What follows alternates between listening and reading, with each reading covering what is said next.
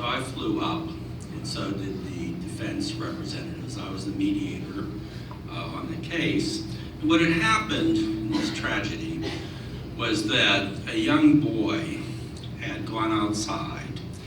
His father was mowing the lawn on a riding tractor, and the father was moving in reverse and didn't see the son and cut off his arm and his leg. The mother was in the house, and as you can imagine, this was a horrible thing, and there were a lot of recriminations between the two parents. And during the course of the mediation, they had decided, during the course of the issue, they decided to sue the manufacturer of the tractor. And the theory is basically that riding lawnmowers should have a no-mow in reverse feature.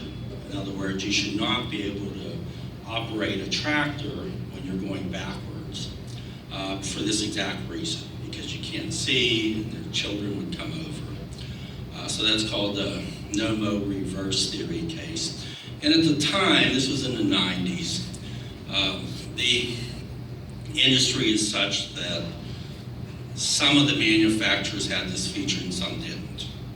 And this particular large manufacturer didn't, and the liability case was pending, and the particular manufacturer liked to negotiate settlements for cases even if they felt they weren't liable.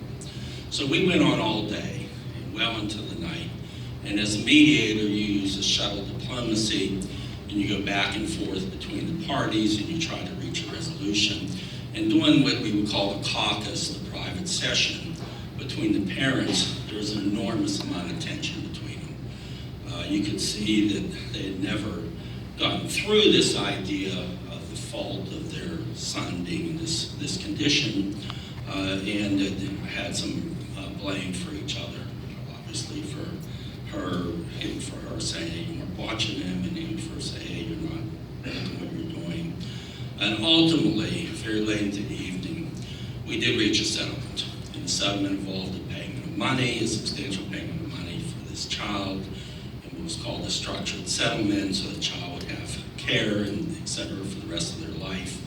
And we settled the case late. Now, this is New York City, and we had always intended for me to come back the next day, so I went to the, if you remember, an airline called US Air. We had a lot of flights and terminals, and I went to the US Air LaGuardia terminal, and as I walked in that morning to catch my flight back, I saw the parents. They were sitting over by a bench by the Rochester gate, and I was going to Pittsburgh, and they were holding hands, and they were hugging each other, and they were smiling, and it was a beautiful thing. They had reconciled, they had put this terrible thing, moved the next step behind them, and they were just in love and beautiful, and I saw that would really not be appropriate for me to walk over there and say anything, so I just stayed out of sight, and I got on my plane. I had been upgraded to first class, so for some reason, and so I was sitting by the window seat, and we were up in the air, and there was a gentleman reading his Wall Street Journal next to me, and we weren't really talking or anything.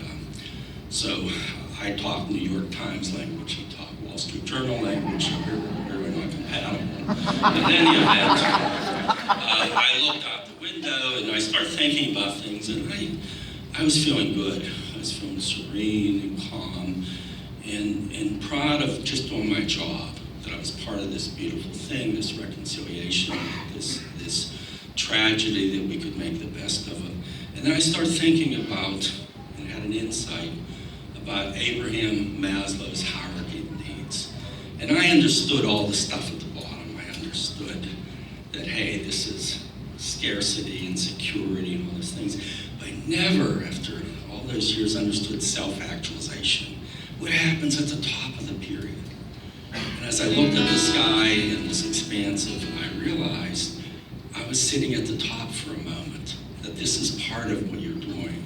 in that if we look at things from the idea of positive values, if we look at the beauty, if we believe in tolerance, hope, forgiveness, reconciliation, redemption, and all those positive things, however you get there.